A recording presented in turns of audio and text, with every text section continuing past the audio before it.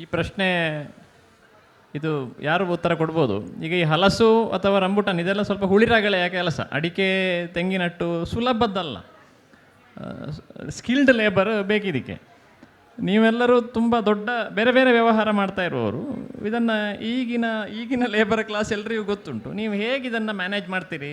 ಚೇತನ್ ಶೆಟ್ಟರು ಉತ್ತರ ಕೊಡ್ಬೋದು, ಮುರಳೀಧರ, ಸಂತೋಷ್, ಹೇಗೆ ಆ ರೀತಿಯ ಕೆಲಸದವ್ರನ್ನ ಹೇಗೆ ತಂದ್ರಿ ಅಂತ ನೀವು ಯಾರು ಆನ್ಸರ್ ಕೊಡ್ಬೋದು, ಯಾರು ಕೊಡ್ತೀರಿ? ಇವರಿಗೆ ಮೈಕ್ ಕೊಡ್ತೆ.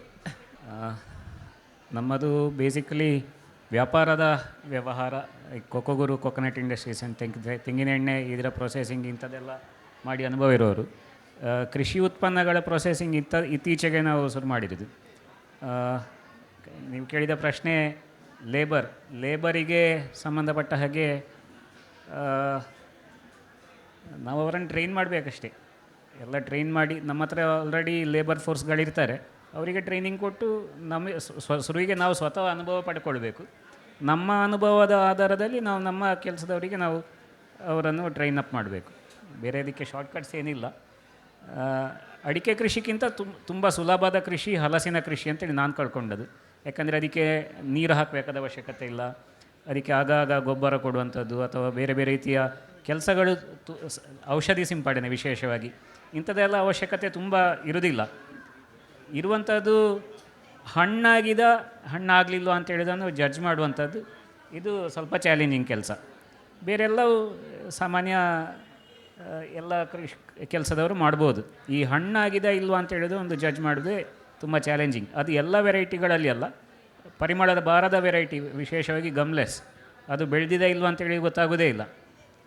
ಬೆಳೆದಿದೆ ಅಂತೇಳಿ ಕೊಯ್ದರೆ ಅದು ಎಳತ್ತಾಗಿರ್ತದೆ. ಈ ರೀತಿಯ ಚಾಲೆಂಜನ್ನು ನಾವು ಸ್ವಲ್ಪ ಅನುಭವಿಸಿದ್ದೇವೆ. ಬೈ ಎಕ್ಸ್ಪೀರಿಯನ್ಸ್ ನಾವು ಅದನ್ನು ಓವರ್ಕಮ್ ಮಾಡಬೇಕಷ್ಟೆ. ಮುರಳಿಯಣ್ಣ,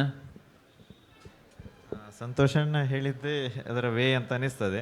ಒಂದು ನಮ್ಮ ಅಬ್ಸರ್ವೇಷನ್ ಅಂತ ಹೇಳಿದರೆ, ನಮ್ಮ ಸತ್ವಮ್ಮಿನ ಟೀಮ್ ಅಥವಾ ನಮ್ಮ ಕೃಷಿ ಟೀಮ್ ಅಥವಾ ನಾವು ಮನೆಯವರು ಕೂಡ ಈ ಹಲಸು, ಬಾಳೆಹಣ್ಣು ಇದರಲ್ಲಿ ನಾವೇ ಇನ್ವಾಲ್ವ್ ಆಗ್ತಾ ಇದ್ದೇವೆ.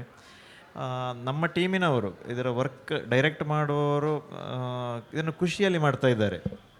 ಹಲಸಾಗಲಿ ಬಾಳೆಹಣ್ಣಾಗಲಿ ಅವರಿಗೆ ಭಾರಿ ಕಷ್ಟ ಅಂತ ಅನ್ನಿಸ್ತಾ ಇಲ್ಲ, ಮಾಡುವಾಗ ಖುಷಿಯಲ್ಲಿ ಅನ್ನಿಸ್ತಾ ಇದ್ದಾರೆ. ವರ್ಕಿಂದ ವರ್ಕಿಗೆ, ವಾರದಿಂದ ವಾರಕ್ಕೆ ಪ್ರೊಫೆಷನಲ್ ಆಗ್ತಾ ಇದ್ದಾರೆ. ಹೈಜೀನು, ತಲೆಗೆ ಕ್ಯಾಪ್ ಹಾಕುವಂಥದ್ದು, ಕೈ ವಾಶ್ ಮಾಡಿ ಡ್ರೈ ಮಾಡುವಂಥದ್ದು, ಗ್ಲೌಸ್ ಹಾಕಿ ಮಾಡುವಂಥದ್ದು, ಏಪ್ರನ್ ಹಾಕಿ ಮಾಡುವಂಥದ್ದು, ಒಂದು ಸಲದಿಂದ ಮತ್ತೊಂದು ಸಲಕ್ಕೆ ಸ್ಪೀಡಲ್ಲಿ ಇಂಪ್ರೂವ್ ಆಗ್ತಾ ಇದ್ದಾರೆ. ಟ್ರೈನಿಂಗ್ ಕೊಟ್ಟರೆ ಖಂಡಿತ ಮಾಡ್ಬೋದು. ಖುಷಿಯಲ್ಲಿ ಮಾಡ್ತಾರೆ, ನಮ್ಮ ಮಾಮೂಲು ಅಡಿಕೆ ಕೆಲಸಕ್ಕಿಂತ ಎಷ್ಟೋ ಖುಷಿಯಲ್ಲಿ. ಮತ್ತು ಫ್ಯಾಕ್ಟ್ರಿಯವರು ಕೂಡ ಉಳಿದ ಟೈಮಲ್ಲಿ ಇದನ್ನು ಮಾಡಲಿಕ್ಕೆ ಏನು ಹಿಂಜರಿಕೆ ಇಲ್ಲ, ಖುಷಿಯಲ್ಲಿ ಮಾಡ್ತಾ ಇದ್ದಾರೆ. ಹಾಗೆ ಲೇಬರನ್ನು ಟ್ರೈನ್ ಅಪ್ ಮಾಡಿ ಮ್ಯಾನೇಜ್ ಖಂಡಿತ ಮಾಡ್ಬೋದು ಅಂತ ಅನ್ನಿಸ್ತದೆ.